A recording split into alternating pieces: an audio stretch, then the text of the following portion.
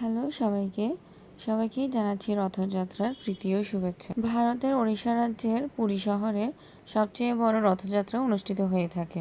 এই রথযাত্রা উৎসবের দিন জগন্নাথ, বলরাম ও সুভদ্রাকে বিশাল বড় বড় কাঠের রথে করে গুন্ডিচা মন্দিরে টেনে নিয়ে যাওয়া হয়।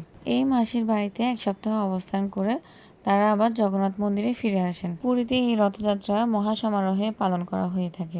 এই রথযাত্রা বর্তমানে ইসকন থেকে পুরো বিশ্বে পালন করা হয়ে থাকে। আমাদের চট্টগ্রামেও খুব বড় পরিসরে এই রথযাত্রা অনুষ্ঠিত হয়ে থাকে। রথযাত্রা দিন শহরের বিভিন্ন স্থানে রথ টেনে নিয়ে যেতে দেখা যায়। রথে দড়ি টানবার জন্য প্রচুর লোকের সমাগম হয়। ভিডিও দেখে আশা করি বুঝতে পারছেন কি পরিমাণ লোক সমাগম হয়েছিল।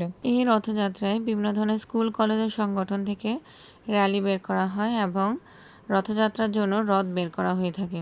রাস্তায় বের হলে ছোট বড় বিভিন্ন ধরনের রথের দেখা মেলে। রথযাত্রা উপলক্ষে ইসকন এবং অন্যান্য প্রতিষ্ঠান থেকে সাধারণত খিচুড়ি প্রসাদ এবং শরবত অথবা ঠান্ডা পানির সরবরাহের ব্যবস্থা করা হয়ে থাকে।